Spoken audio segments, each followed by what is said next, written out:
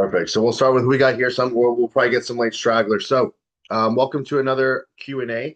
I'm trying to hold these again bi-weekly as much as possible, just because through the check-in process we try to attack some information, but some questions come along the way which could use some live translation as well as we can go a little bit in depth for other people. So I'm going to go ahead and open up the floor to begin.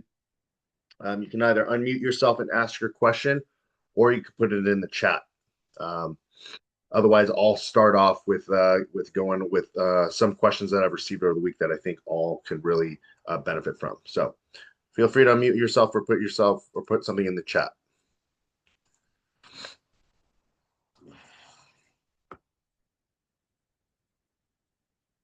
Anything is fair game. Sure, a few of you are just trying to listen to get some knowledge here, but I think plenty of you guys have some questions that I can go ahead and answer for you.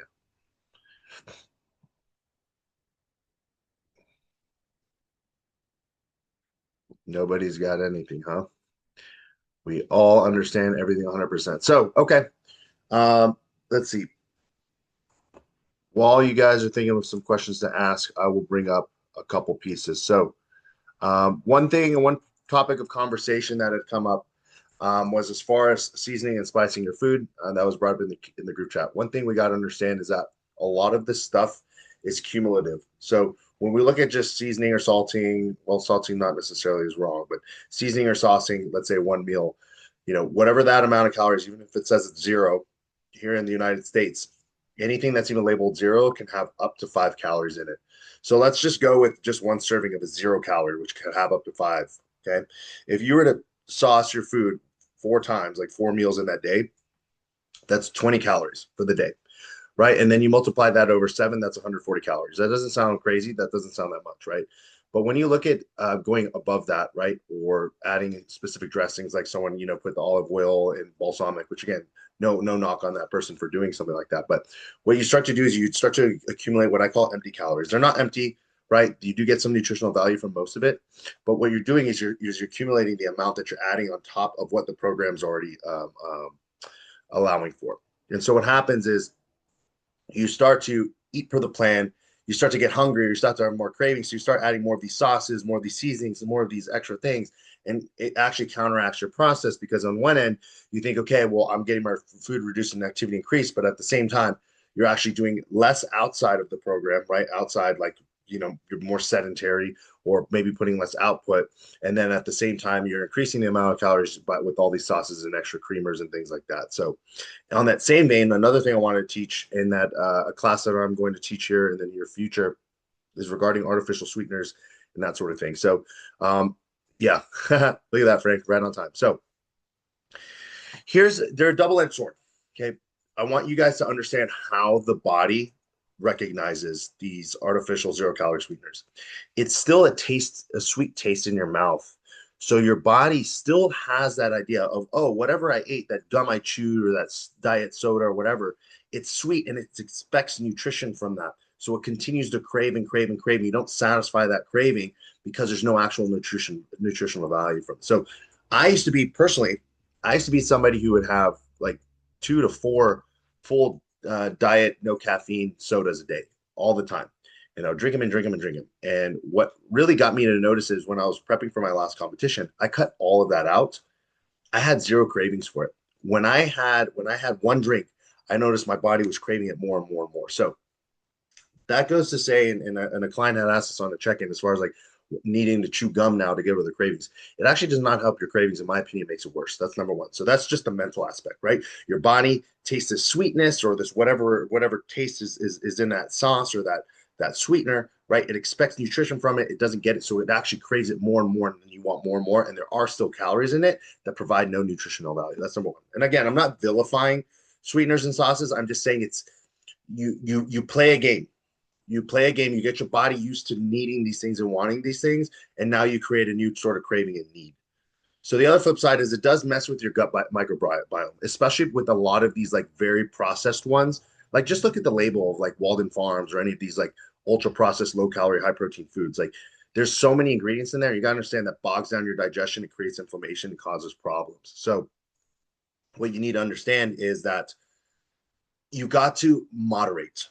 You got to really, that's why I'm not a big fan of just tracking macros and calories and not having some supervision on your food choices, because you could just fill your calories with these empty foods, just, these super processed things because it fits the numbers, but you can absolutely crush your digestion with that. So, when in reference to the gut microbiome, the aspartames, the not so much stevia, but the what do you call it?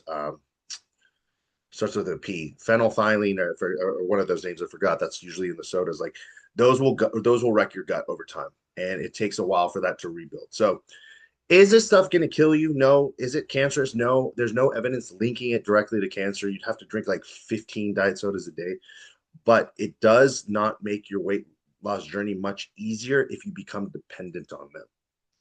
So, long-winded answer, but I did want to go through that. So, overall opinion, Frank, use them sparingly. Do not become dependent on them. If you can avoid them, do so. Not because I'm trying to make things boring. It's just your body will start to crave that stuff, and it doesn't really actually help your craving so much. Is it okay to go over in protein? I find myself making sure to all my macros. So here's the thing, and I love your check-ins because we're always trying to be so precise, which there's nothing wrong with that. What I will say is this: the macronutrients and the calories are a strict guide, but there can be a little bit of leeway. So when we look at the calorie amount from each macronutrient, right? So protein is 4 calories per gram, carbohydrate is 4 calories per gram, fat is 9, fiber, soluble fibers 2 calories, and alcohol is about 7. Um, if you were to, let's say, go over by 1 gram of protein, and you were under 1 gram of carb, like in the grand scheme of things, is there going to be a difference? No. But when you start to replace larger or more moderate amounts between them, it does become a problem, because not only are you not getting your protein intake that you're required, the requirement, if you go below, if you go over, it's not necessarily a poor thing, but your body would prefer to use carbohydrates as energy, and actually even more so fat over protein. So if you were to like take all your carbs away and replace them with protein, even though, just because carbs are 4 calories per gram, and protein are, so you're like, okay, I'll just swap them over and it'll equal. Now you're running on protein as a fuel source and fats, which is not super efficient for the body. So, but to your answer specifically, just try and nail it as close as you possibly can. You don't need to be right on the dot. You should try to, but it's very hard, because then you're measuring like rice by the gram, like to make up like the 1.4 carbs you need, right? So it's not a perfect science. The expectation is not perfection. The drive and the striving for that for perfection is acceptable, but for you specifically, I know you have a really good hands on it. It's just grossly missing macronutrients that's a problem. So having 68 instead of 40, again, not a big problem. Actually, another question that I got asked this week was, does your body have a limit of the amount of protein it can take in? And the answer is kind of yes, kind of no. So the simple answer is no. Your body can uptake as much protein as it needs. It doesn't really have a limit. If your body needs protein, it's going to use it, No, just like no any other chili from food. sugar. So you're not going to have an issue if you, for instance, eat 100 grams of protein, if your body has a requirement for that. But what will happen is, once you start to eat excess of what your body needs, your body, it's still with you still ingested it. It's still energy potential. So your body will store some amino acids. So again, kind of going off on a tangent here, but protein is made up of amino acids. Okay. Think of protein as words, amino acids as letters. Specific letters in the English language, and any language, right, make specific words, right? So, like for instance, the word muscle, like actual muscle tissue, is spelled with specific letters, right? You can't spell the word muscle with like a Z, right? So there's specific amino acids within protein that you're looking for. Now, if you eat excess protein, your body will still break down that protein. It'll store some of those amino acids, but there is a limit to it. I've researched a number. Some say like 20 grams, 25 grams. I don't think there's a specific black and white answer. The point of the matter is this: it's better to have it and not need it than need it and not have it. So I would rather slightly eat over protein to make sure I'm getting what I need, so long as it's not impacting everything else. So if I go over a little bit on protein, but I'm still getting enough carbohydrates and fats to fuel my workouts, to produce enough hormones to keep my body healthy, then so be it, right? It's really, again, when you go very extreme. It's a very good question there. Okay, welcome Ryan, John, and Tyler. So we already got started with some of the questions. You guys are feel free to just fire off either in the chat, or you can unmute yourself. But any question is fair game. So far, we went over artificial sweeteners. We went over protein allocation and macronutrients if we need to hit them exactly.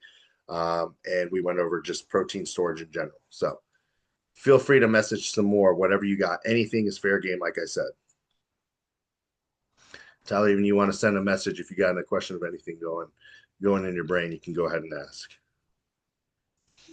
Yeah, thanks, dude. I actually talked to you about this a little bit. I was looking at some of your social posts earlier, but obviously, like alcohol, right, and specifically beer. Like I know we're all not perfect, and I'm sure some of us like to have a good time, and I think kind of think I know the answer is if you can cut it out. But can you just talk about like some of the ways to minimize the impact of if I wanted to like go with my friends and have a beer at the brewery like once every few times a month or something like Yeah. what's the impact one, and then how can we like minimize that impact overall if we are choosing to do that? So Beautiful, beautiful question, Taylor and Frank. I'll get to your questions next. So I will teach a class specifically on this to go more in depth, but generally this is what my approach to it. Just my approach in coaching in general. Like if if I were to go to my doctor and be like, hey doctor, I smoke like a couple cigarettes a day. Is that bad? If he told me like, hey, no, it's not that bad. Like you won't die. It's not gonna be that bad. Like I'd fire that doctor because his job as a doctor is not to tell me that it's okay to smoke cigarettes. He should tell me that they're unhealthy, right? Like that's the position I have here as your coach. Like I'm never gonna be like, yeah, man, go ahead and drink. But but on the flip side, I do have that human side where I understand I'd be a hypocrite, dude. We went to college together. Like for me to say I never drank. What I will always do is give you the answer to put you in the most optimal position, give you the information to make your own decision as an individual so that you have ownership and responsibility and accountability in that decision. So you know what the benefits or the consequences of the decision being made and you make it. So that's how I will approach it from a very formal professional. Now, let's talk about the informal. You're not trying to be a professional athlete anymore, at least, right? You're not trying to be a professional bodybuilder. You're not trying to occupy these roles where you need to be a lot more strict. So you're going to have a little bit more fun and a little bit more ability to do different things that a professional athlete won't. It's all about minimizing the damage. So what we understand about alcohol is it's a toxin. Your body locates this toxin. It's like, we got to get this out. It will stop all processes within the body, especially digestion, to get it out. So what does that mean? All muscle building, all fat breakdown, all digestion ceases until, and again, when I say cease, I mean it loosely. It's not like nothing ever happens. It just really blunts it. And so all those things are very important for the goals we're trying to make. So until that alcohol is out of the body's hampered in what it can do. So like that's why in that post, what I did was I said, okay, look, you're not going to be able to work out the alcohol, and after drinking after training is going to hamper a lot of those things. So I'm like, why don't we just get working out, on a Saturday? If I'm going to drink on a Saturday night, like probably not going to. Maybe I can train a little bit on Saturday, but like definitely not on Sunday. The whole goal is to like, hey, I'm making this decision to drink, right? So why don't we just keep the body as optimal as possible and not add more stress? Like, okay, now my body's sore. Now I have all this muscle breakdown, and I'm drinking. It can be a lot, and it kind of has you take a couple steps back. So what you want to do is you want to where I try to get you is like theoretically before you join the program, if this is baseline, your decision to drink was here, right? My hope and my goal is to elevate that to where you have to make a larger gap to decide to drink. Where it's like before, it was like, oh, I just decide to drink or not. I want to have fun or not. But I want it to be here to where it's like, it's not just about do I want to have fun or not? It's like, do I want to hamper my results? Do I want to XYZ? So like, it's not that I'm trying to get you to stop drinking. It's just about thinking about those times. So like, those that beer when you get home every single night, to just unwind. Like, what's the use of that? Now, is one beer going to kill you? No. But what is it benefiting you for your goal? So that's ultimately what I'll say at the end of the day. That post that I made did give pretty much what I would generally say, like if you're gonna drink, do. But it just comes down, man, to just mitigating the risks, right? Like anything in life, even in business, right? You can't eliminate all risk. It's just about eliminating the big ones and accepting the ones that naturally are going to occur. So I know I went all over the place. Again, it's something that we could just talk about forever. But alcohol is going to be detrimental, and it's always about the dosage and the duration. Just like any drug, any steroid, anything like that, it's how much you're doing and how often you're doing it. So if you have a couple drinks tonight and like that's all you had for the month, dude, in reality, it's not going to mess you up at all. I'm not going to tell you that as a coach to go ahead and just drink, two drinks on a Saturday night every month, right? Because that'd be stupid of me, but you kind of get you get the gist of what I'm saying. And I know you're probably in bed right now. So you can unmute yourself if you got the answer, or you can message and say that you're good, just so I know if I need to cover anything else. No, that's helpful, dude. Especially the analogy of like putting yourself through the process of knowing, like, I don't know, like you said, kind of, is it worth it, and what are the things that you're gonna have to do to like neutralize that, right? And that, I think, provides an incentive to not do it, basically. And so, no, it was super helpful. I'm sure we'll talk about it more too Yeah. in the future. But thanks, bro. Appreciate it. Yeah, man. And I'm not vilifying it. This is the other way I kind of another analogy I can give you. Like you travel, you got work, you got vacation, right? That's gonna come up in the next year. So what we want to do is lock in as much as we can when we can control and mitigate the poor choices or just even the risks that could come up while we're traveling. So like normal Tyler or anyone in here, when they would travel, like like Kylie, you're going on a trip, like I'm not speaking saying you would do this, but let's just say for the sake of the example, like normal Kylie and Tyler would just go on a trip and say, fuck it, I'll eat whatever's there. I won't even work out. If like I'm just gonna and I'll come back and do it. If you are now Tyler and Kylie who are like, okay, well, at least I'll eat the same breakfast every day. Or maybe I'll get more steps in. Or, maybe I'll work out one time. That is a huge freaking win.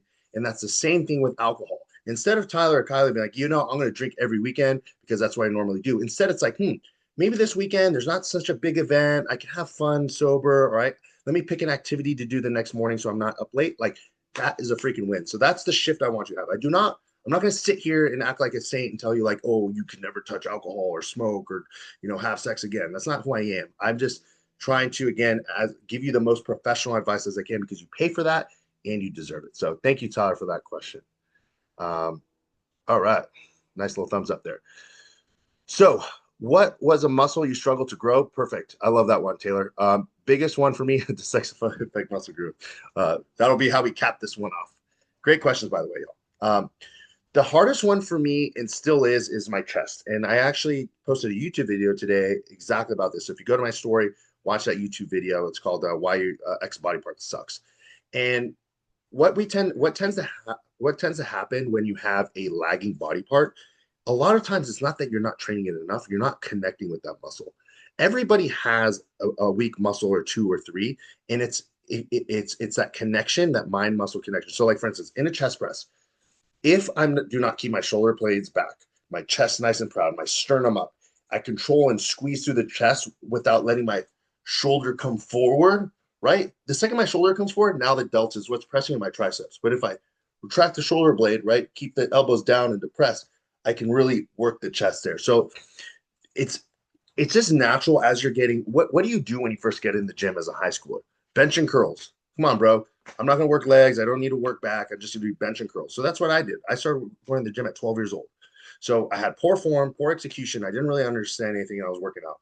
I got results, but now that I'm older, I have to work through a lot of that bad wiring, which now I do. But now my shoulders are super strong and triceps are super strong.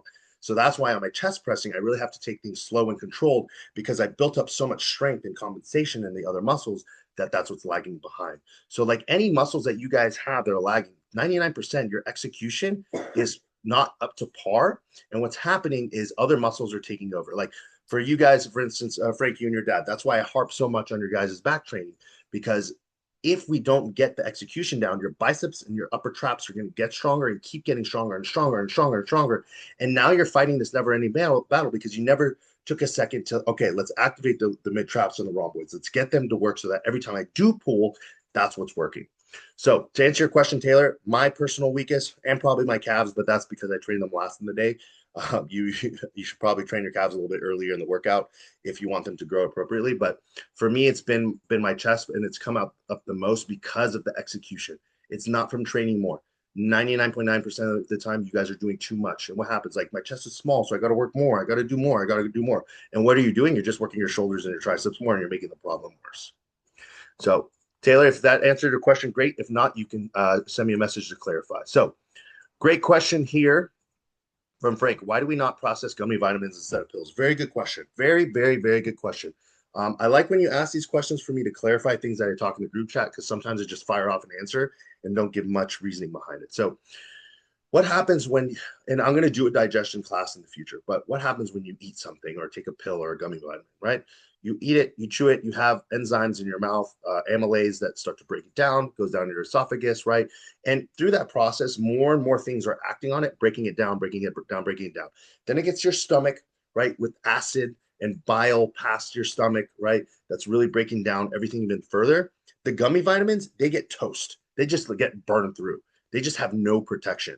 When you take specific supplements or vitamins that are designed to pass through the digestion, it's a lot better. So people really like the gummy thing because they don't like taking pills. It tastes sweet. It's like candy, but like you're getting nothing from it.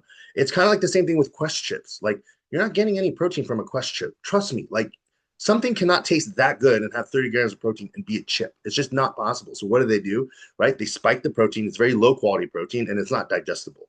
So that's really what it comes down to. I always talk about digestion on all my consultations. You guys heard me talk about it. It's how do we effectively get the nutrients in and utilize them. So that's the reason why we don't use gummy vitamins. Your body is just not able to process it because it gets just torched in your digestive system. If I didn't answer that clearly, you can ask me to clarify it later. So, how does smoking affect our muscle? Weed and nicotine. All the cops in here, close your ears. Um, Actually, if you're in California, you're good. So when it comes to smoking, nicotine itself actually has some cognitive benefits. It's again the amount and duration, right? So if I'm smoking a pack a day, that's a lot of carcinogens and tar and just crap that's going through my system. It's constricting my blood vessels, making them sickly, making them unable to carry oxygen correctly. It's starting to create inflammation within the body, which and causing cancer within the cells. Again, there's a difference between having a cigarette and having 3 packs a day, dose and duration. So I would say with nicotine, because if you're smoking cigarettes, it's going to affect your cardiovascular system and your respiratory system, so your breathing. So it's double whammy. Weed, if you're somebody who's smoking like 5 times a day, it's definitely going to affect you. But if you're taking a hit to go to sleep at night, I understand that. I personally don't smoke. I never really got into it. I don't judge anybody who does. Honestly, my first time smoking was like 15 years old out of a Coke can in high school. So we can judge each other, but it it's there's a difference between what you're smoking and what the byproducts of the smoke is. So when we say nicotine itself, yes, it's addictive, but it does have some cognitive benefits, energy benefits, focus. Um, CBD and THC has some cognitive, right, physical, mental, psychological benefits and detriments, but it's a lot of the negatives come from the actual smoking of it. So if you do a CBD gummy, chances are probably not going to be too detrimental. Again, I'm not going to talk about the psychological and mental part. I think that's a very controversial topic that I don't like to get into with anybody because some people just get very personal with it. I personally think like any artificial drug or ingestion of things like probably is negative coming from somebody who's not a natural athlete. I know that's hypocritical, but it's just it is what it is. I pick and choose what I do because I benefit in one way. Yes, there's a lot of negatives. So to answer your question, again, sometimes I can give a lot for a very simple question. It's how you're ingesting the nicotine in the marijuana that really matters the most. The nicotine in the marijuana itself, when it comes to brain function in the long term, memory, all that sort of stuff, again, that's another hotly debated topic we can talk about separately. But in the very short term, and the reason why I asked that in the intake form is number one, I want to know what your habits are, right? I want to know what kind of lifestyle you have, and then also how it's going to affect your cardiovascular and respiratory health. Again, if I need to clarify, please feel free to ask me that. Ryan and John, love you guys. Thank you for showing up. So we go to 24-hour fitness pack. Sometimes we hit everything, the list assigned for that day. Yes. Thank you for asking that. So she's essentially asking, I don't know if it was Ryan or John, based on the training that you have, your workout day, if you hit things out of order, is it bad? I have to hit things out of order sometimes because same reason. What I'll tell you is this. There is a reason why I designed the order of exercises, but again, do not feel like you have to sacrifice your freaking sanity to hit it that way. For instance, like on some of your leg days, you probably have like an adduction machine, maybe a hamstring curl, and then you get into like the squats or the hack squat or the leg press. The reason why I like that is because in order to maximally do like a hack squat or anything like that, like really 100%, you got to be pretty warmed up. You got to be pretty mobile. You want to have connection with the muscle. You want to make sure the joints are warmed up. So it's like, I don't want to program a 15-minute warm up for you guys to get there. I'd rather program some smaller actual working set exercises. So that way you can warm up to the hack squat while also knocking out some muscles in the process, right? So like doing the adductors, getting your hips nice and warmed up, and also building the adductors, hamstring curls, again, getting that knee support. So that way when you load on a heavy hack squat or squat in general, you have that support. So it's kind of a double whammy. But if, like, for instance, hey, the adductor machine is booked, is busy because some dude or chick is on TikTok, just doing the leg thing, like, hey, okay, you can just go straight to the hamstring curl or whatever it may be, right? So, and again, a perfect world, hit that order. If you have to do something different. Now, where I will say it does kind of become an issue is like if you're on like a back day and you decide to do all your curling exercises and then go to back. I would say, hey, you're going to burn out your biceps. Your biceps are very supportive in the role of rowing or pulling. Probably not a good idea. I would just can't even talk, swap/switch the order of the pulling movements rather than switching the actual whole biceps before or after. Hopefully that answered your question. That is a very good question. 24-hour fitness. If you guys work out in the Sherman Oaks area, I know it's freaking packed because they're all packed over here. Frank, with the money question, does sex affect muscle growth? No, it does not. I will say, and I'm going to speak as a man, I think a woman has a completely different answer, and a woman can definitely chime in here. Psychologically and mentally, some guys after they orgasm or ejaculate, they're just going to be completely just dead, right? So like in that way, it'll affect your muscle growth because you're going to work out, more fatigued and kind of just drained, right? Again, subjective. Some guys aren't like that. Some guys might be more energized. So in that aspect, as far as like testosterone, no, there's no change. You don't, like, if you hold your ejaculation for a week or a month, like you don't have more testosterone, like it doesn't do that. It's just the energy effect. For women, I don't know. I've heard varying things. Like some women can, some women can't. But no, it doesn't ultimately physiologically or biologically affect the performance of your workouts at all. It's just person by person basis. What role does fat play in muscle development? So nothing direct. What fats are really used for in the body is to produce hormones, to build the membrane, so like the skin of each cell. It's for body temperature regulation, for hormone production, if I didn't say that already. So not directly related, but there is an essential need for fat. But a lot of people don't realize you don't need as much fat as you think. That's why when we're dieting, we can bring that down. Now, you don't want to be long-term eating loads of amounts of fats because you will start to feel that, both physically and mentally and cognitively. But you can bring the fats down for a little bit. You can do that for a decent amount of moderation, and then it's good to bring them up. What do you think about high protein diets and the impact on the kidneys? Yeah, good question here. So if you guys get blood work, blood urea nitrogen level, that's urea and nitrogen are what do you call them? The atomic table of elements. Let's just call them elements. But they're essentially amino acids. They're parts of protein that are broken down, right? So when you eat protein or you work out, they're broken down into urea and nitrogen are very prevalent in muscle. So when you get the blood work tested, it's looking at that level. So if you're properly hydrated and well hydrated, your digestion is good. You don't have other stress on the kidneys like alcohol consumption, super high sodium diets, or even high potassium or low amounts, and the kidneys are not stressed, you're going to be more than okay. The body can handle hundreds of grams of protein per day, so long as there's not anything else affecting it. So that's what I would say is really important, is just making sure all other factors are there. I don't remember, for instance, Victor, for you specifically, if you have shown me blood work or not, but you're very welcome to get blood work done and let me go over it. But that's what I'll look like. I'll look at your EGFR, your creatinine levels, your BUN, bilirubin and albumin, as well as some other pieces in there. But there are supplements that can help, but the kidneys are actually very resilient. The liver and the kidneys are freaking awesome organs, very, very spectacular parts of the body. So in the long term, just high protein won't do it. But if you have a ton of other stressors, the high protein definitely doesn't help the situation if there's damage to the kidney. All right. Follow up on nicotine. What about Zins or nicotine pouches? Good question. Yeah. So this eliminates the smoking part, right? So here again, it comes down to the long-term effects. Like short-term, No. Is it going to affect anything? Not really. Nicotine will constrict blood vessels, so shrink the size of your blood vessels, like your veins or arteries and that sort. Well, not really your arteries, but more so your veins and their smaller blood vessels. So like that vasoconstriction, that constriction of the blood vessels can hamper that flow of that oxygen, right? Aside from that, again, I think a lot of people do benefit sometimes from having some nicotine in some instances, but again, the what's it called? The poison is in the dose, or the dose is the poison. Ultimately, that's it.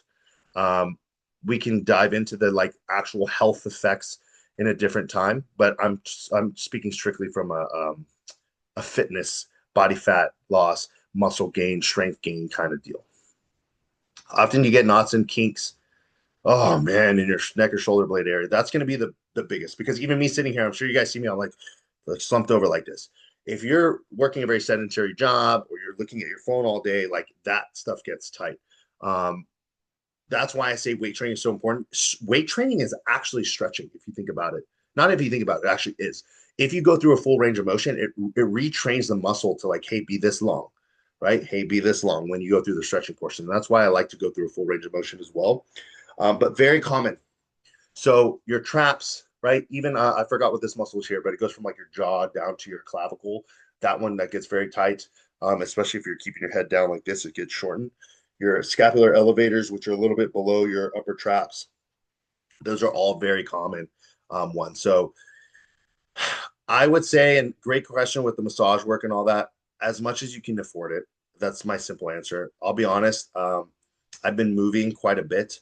I got literally a massage a week and a half ago. It was like what I needed more than anything, but like once in a while is not going to do it. I would say like optimally we would be once a week. Good is every other week, and at the minimum once a month. But it's expensive. I just spent $150 for an hour. That's a lot of freaking money. If I were to do that every week, that's a freaking nice car payment. So it's just hard. What I would say is a secondary is stretch and foam roll. You should definitely get to foam rolling pretty regularly. You can put the pressure on the foam roll or even like a lacrosse ball and really work those knots. What I will give you on that is some little technique. Do not roll back and forth like this. That creates friction and that actually gets the tissue to act up. You want to roll it.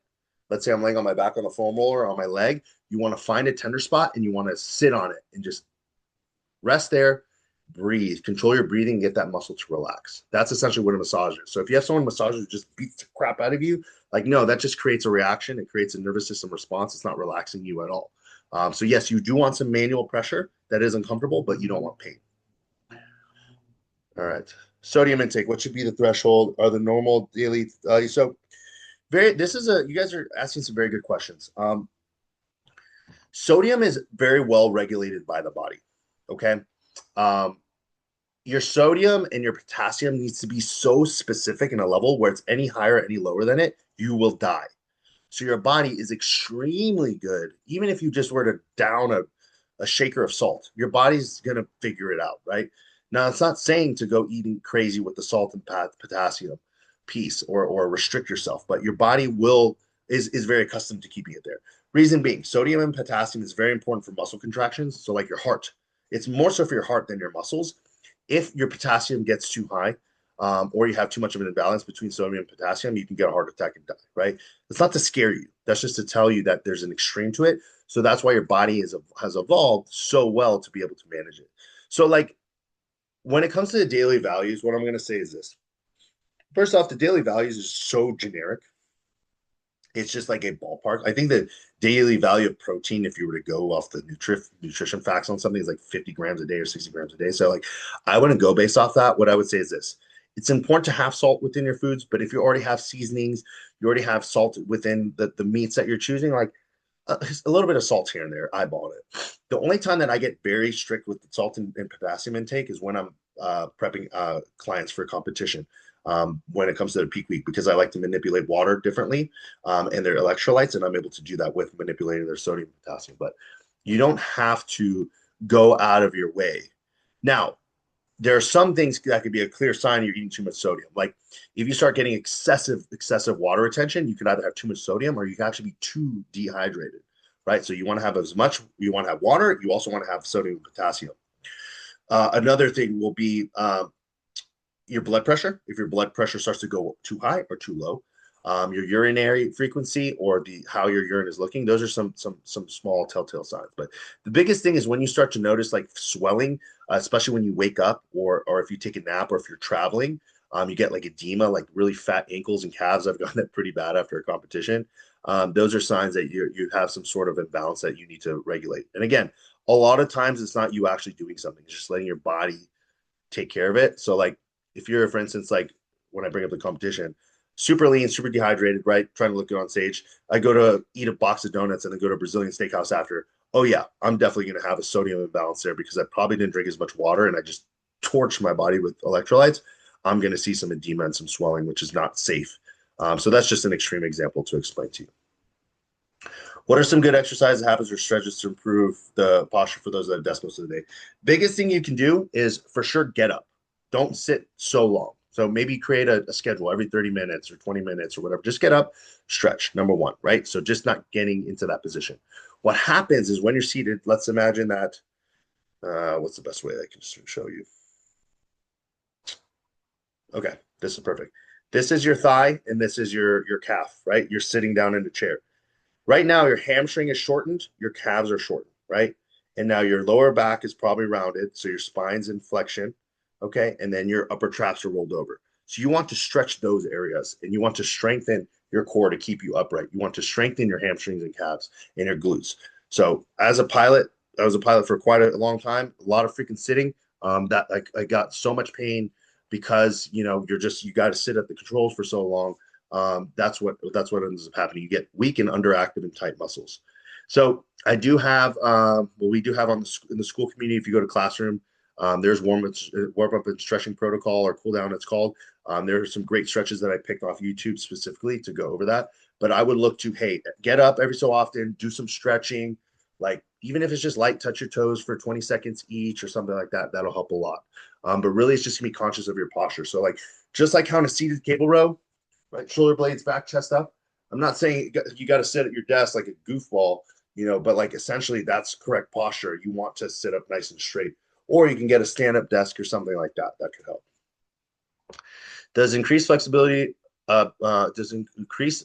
impact your ability to train? Yes, absolutely. Absolutely. The muscle is the strongest when you're at full extension. So I can produce much more force going from here to here rather than from here to here. Not much force here. So the more that I can elongate and go through a full range of motion, the better. It also creates more room for the muscle to be able to grow. So yes, if you're more flexible, you're going to be able to get more range of motion, more depth, more muscle activation, and a wider range of motion. Absolutely 100%. So that's why flexibility is so important.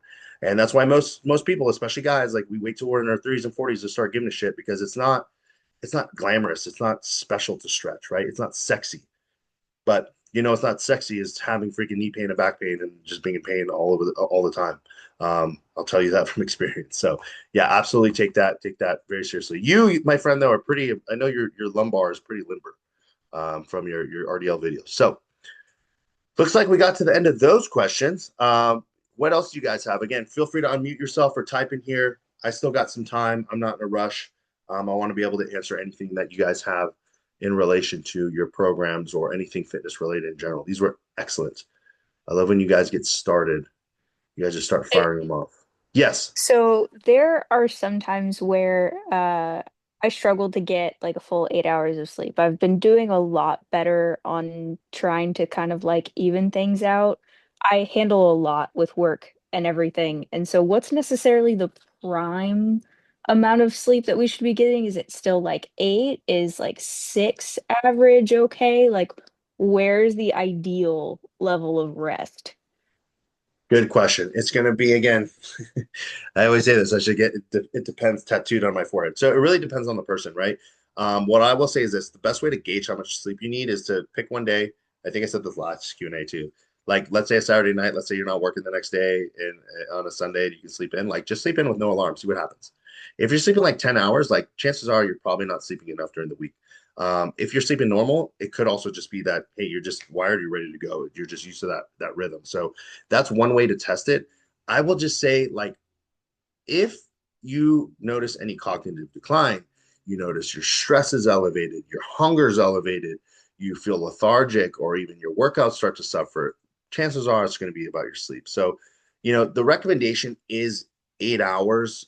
I personally I need no less than like maybe 7 is probably the lowest I'll go. I literally feel it if I'm sleeping less than 7 hours. Now, anything more than like 8 or 8.5, it starts getting crazy. But if I need to also sleep, I know people who only need 4 or 5 and they are just totally fine. What I always say that though is this: just because you're used to sleeping 4 hours a day, if that's you, and if it's not, no problem. But just for the sake of the example, just because you sleep 4 hours and you're getting stuff done does not mean that it's optimal.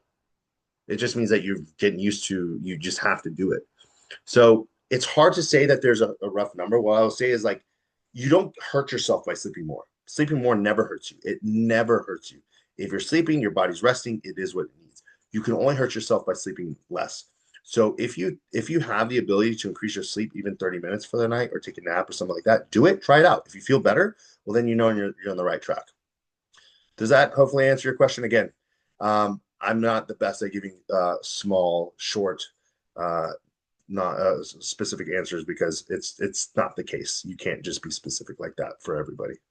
No, you're good. I love the explanations. It makes me understand a whole lot better. But I have actually been doing the naps lately, normally 20 to 40 minutes over actually the past couple days, because Hmm. times have been a little tough on my end, but it has helped. So I'm Good. trying to increase my sleep. It's just a little difficult, still trying to get used to everything, but it's gotten better. Yeah, it's hard. At the end of the day, like it's easier said than done. It's the same thing with stress. I can teach a whole class and tell you guys don't stress on it. And like that does nothing, right? It's just a matter of like, hey, it will only benefit you. And it's gonna, even those naps, they do a lot to just recenter yourself. You don't need to get into a deep sleep sometimes. Sometimes it's just bringing the body back down to a little bit of homeostasis, rewiring some of the things that are kind of like burnt out. It does a lot. So try as best as you can. Ultimately, at the end of the day, even if you have to break it up, no problem. But great question. Does anyone have anything else? Oh, Tyler, what you got? Yeah, real quick. When running, right, an impact on knees. Obviously, running and even sometimes walking is a huge impact on the joints. And so, what are some of the exercises that we can do, like to strengthen and reduce the impact on those joints? Obviously, in the spirit of like being able to run longer and faster and all that kind of stuff. Good question. It's a very good question because we got a lot of marathon runners and triathletes and stuff in our group. Um, Ultimately, at the end of the day, let me just go down to a little bit of anatomy. Okay, so think of this as a joint, your knee joint, right? This is your upper thigh. This is your like lower leg. Okay, I'm just using general terms. This is the joint. Okay, your patella. Okay, your knee joint. So the joint is just where the bones move about. Okay, now the muscles are what attach two parts of the bone to move it. So like, actually, let me give you a better example. So this is a joint right here, maybe on my elbow. Okay, my bicep is the muscle that connects my upper arm to my lower arm. When it shortens, it brings my forearm this way. When it relaxes, it goes back that way, right? So the reason why I'm explaining this is so you understand when you do this impact stuff, what's really getting affected. If I strengthen the muscle, that has nothing to do with the amount of impact the joint does, because the muscle is just moving the bone. The muscle's not really hurting from the impact. What's hurting is the bone and the joint. And especially if muscles are tight or weak on specific parts of the body to where it pulls the joints in wrong directions, that's where a lot of actually knee issues come from. And I think like a week ago, the knees one, watched that piece of content. I talk about how when the joint tracks incorrectly, it causes more damage because it's like rubbing up against the wrong side of the bone. So what the solution is building yourself up. It's always building yourself up. So if you're coming from not running at all, do not go and run 10 miles tomorrow. Not only your muscles are going to be sore, your tendons and joints and ligaments are going to be toast. So it's all about building up, and then realize your tendons and bones take much longer to heal than your muscles. So just because your muscles are fresh from like a heavy squatting workout does not necessarily mean that your knees have built up the endurance and come back from that shearing force on that. So what I'll say is this: the way to go best about it is to recover. So don't go too hard, too fast. Take the long-term approach, build up slowly, listen to your body, and then go through there. But yeah, training the muscles, what the muscles can do is help just support the joint and the bones, but it's not going to help with the actual healing process of that impact. That's the only issue. Does that kind of make sense? It does, yeah. Thanks. And it was clarified a myth for me that if I strengthen my certain muscles it'll lessen the impact. And I hear what you're saying. So it's not necessarily the case. So yeah. Yeah, because again, like let's talk about your foot, for example. What muscles could you really strengthen your foot? Like your foot's still impacting the ground, right? And then that shocks through the whole body. Um, Now, also you got to think the heavier you are, the more impact, so the more muscle you put on. It's just about it's two things. It's recovering right from that impact, and then ensuring that your muscles are balanced, so the joints and tendons are not being pulled the wrong way. So I don't know if you can see this, but like imagine between these, let's see, between these knuckles right here. This is my patellar, my knee joint, my patella. This is the patellar tendon. It slides in just like this, right? If I, let's say, have a stronger lateralis quad muscle, so one of the quad muscles is stronger than the other, it's going to pull this tendon to the side and it's going to track this way. And now it's getting rubbed to shit and it's breaking down faster. So in strengthening the muscles, you want to make sure you have balance and strength to hold it in place. But the muscle is in essentially like the tendon can still snap independent of the muscle, and the impact can still affect it. Thanks, bro. Yeah, no problem. What else you guys got? Any other questions? You can either unmute yourself or throw it in the chat. These were freaking awesome.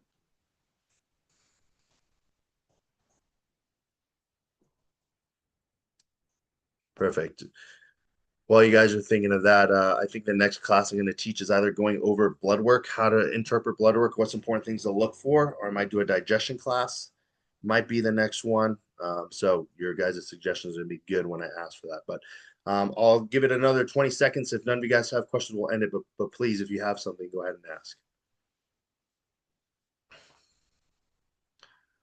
Going once. Going twice. All right, team. Ryan, John, Taylor, Victor, Kylie, Tyler, the last of you guys who stuck around, thank you so much. I'm going to go ahead and post a recording in the group chat and look to do these bi-weekly or at least monthly to make sure that we get as much attendance as possible. So you guys have a good rest of your day and we'll be in touch. Love you guys.